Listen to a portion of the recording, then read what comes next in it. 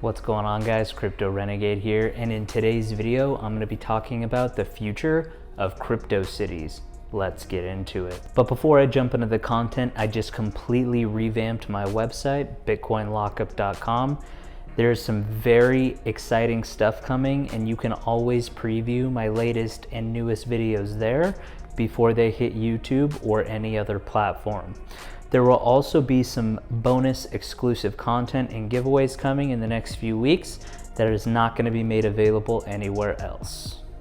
And here we go.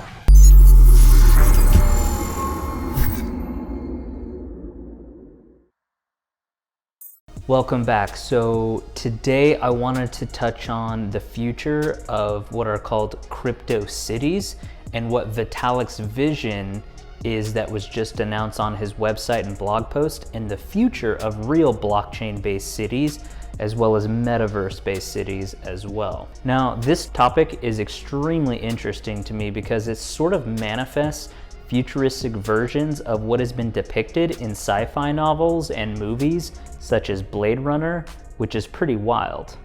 Now, a lot of what I'm about to cover is outlined in a blog post on Vitalik's website, which I'll link down below in the description, but we'll be adding my own thoughts as well. Now, in a blog post published on Sunday, Ethereum co-founder Vitalik Buterin voiced his support for utilizing the cryptocurrency phenomena to serve the interests of local governments and their citizens. Specifically, Buterin discussed the formation of city tokens and decentralized autonomous organizations, aka DAOs. DAOs are self-governing organizations that users draft and enforce rules themselves, such as voting on protocol amendments based on the amount of underlying crypto tokens that they hold. The idea here is still in its infancy. Nevertheless, Buterin claimed that the city tokens should satisfy at least 3 of the following 5 objectives. 1, act as a sustainable source of revenue for the government. 2, facilitate economic cooperation between residents and the city. And then 3, promote saving and wealth building for all stakeholders, encouraging also citywide social initiatives and reducing wealth inequality. Now, Vitalik would argue that there are 2 distinct categories of blockchain ideas that make sense. First, using blockchains to create a more trusted and transparent and verifiable versions of existing processes, and then using blockchains to implement new and experimental forms of ownership for land and other scarce assets, as well as new and experimental forms of democratic governance. Now, as a side note, on my other tech channel I have, Emerging Tech, I go over in detail how this is already underway in Nevada by Jeffrey Burns, the owner of Blockchains LLC. You can check out that video on the future of cities will run on crypto in the top corner right here if you're interested.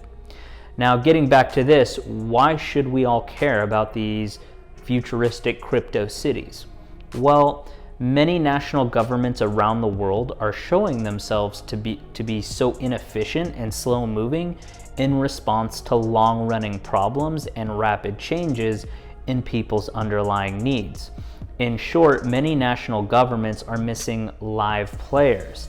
Even worse, many of the outside-of-the-box political ideas that are being considered or implemented for national governance today are honestly quite terrifying.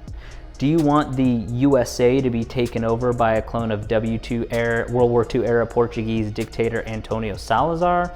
Or perhaps an American Caesar to beat down the evil scourge of American leftism? For every idea that can be reasonably described as freedom expanding or democratic, there are 10 that are just different forms of centralized control and walls and universal surveillance. Now, consider local governments, cities and states, as we've seen them from the examples at the start of this story. Now, they're at least in theory capable of genuine dynamism. There are large and very real differences of culture between cities, so it's easier to find a single city where there is a public interest in adopting any particular radical idea than it is to convince an entire country to accept it. These are very real challenges, yet opportunities in local public goods, urban planning, transportation, and many other sectors in the governance of cities that could be addressed. Cities have tightly cohesive internal economies where things like widespread cryptocurrency adoption could realistically independently happen. Furthermore, it's less likely that the experiments within cities will lead to terrible outcomes, both because cities are regulated by high-level governments and because cities have an easier escape valve. People who are unhappy with what's going on can more easily exit.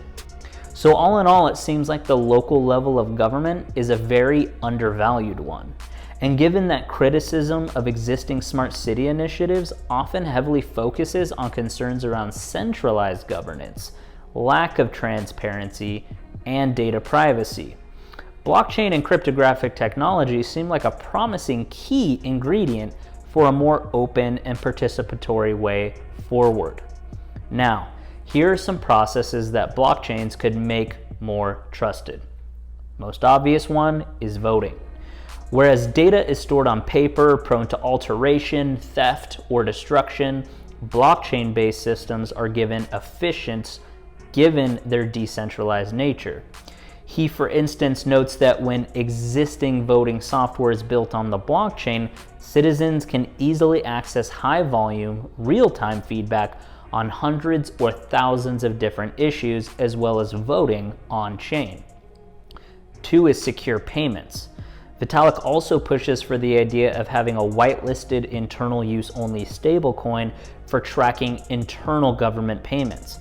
This will enhance taxation integrity, procurement processes, and the payment of salaries. He also notes that the transfers between departments could be done in the clear. This system could easily be extended. For example, procurement processes for choosing which bidder wins a government contract could largely be done on-chain. Storing public information, blockchain could also enhance the verification of cryptographic proofs on-chain, such as government-issued certificates, in curbing fraud and corruption. Government registries, including courts, could also use blockchain in storing various asset documents. These include land title deeds, payment receipts, as well as other complicated proof of ownership documents, such as copyright certificates. Now let's pivot to the awe of a city DAO. The Ethereum co-founder also made note of one particular project that seemed to impress him the most. The project is called City DAO. Unlike other cities such as Miami and Reno, is not currently in existence, but is being built from scratch. City DAO is a DAO with a legal status under the Wyoming DAO law, trying to create entirely new cities from scratch.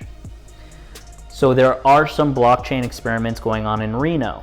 In Reno, Nevada, Mayor Hillary Sheev is a blockchain fan, focusing primarily on the Tezos ecosystem, and she has been recently exploring blockchain-related ideas in the governance of the city. Selling NFTs to fund local art, starting with an NFT of the space whale sculpture in the middle of the city. Also creating a Reno DAO governed by Reno coins that Reno residents would be eligible to receive via an airdrop. The Reno DAO could start to get sources of revenue. One proposed idea was that the city renting out properties that it owns, and then the revenue going directly into that DAO, using blockchains to secure all kinds of processes. Blockchain secured random number generators for casinos, blockchain secured voting, and so on and so forth. The very first blockchain city might be built on Tezos? Very bullish. Now, these are very interesting concepts to radically change the way our communities, big or small, are run.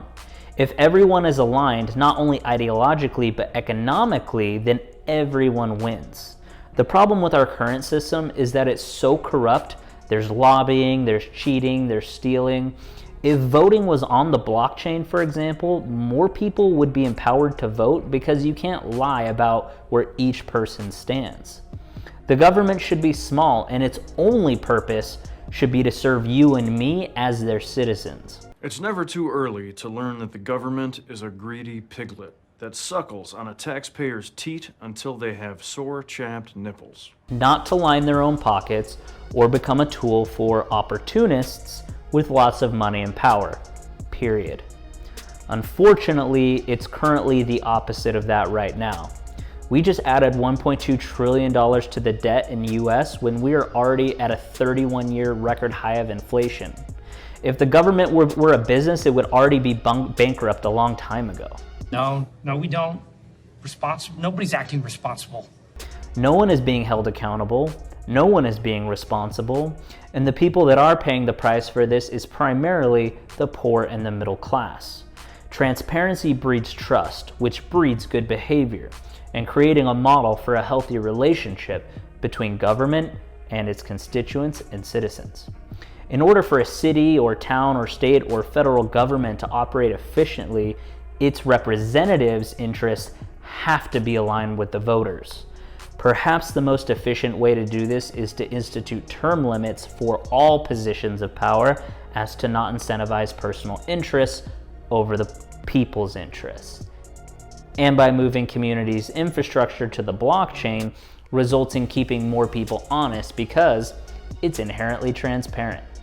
But that's just one libertarian's opinion. Let me know what you guys think down in the comments below. 2.0, I will see you guys in that video right now. Crypto Renegade out.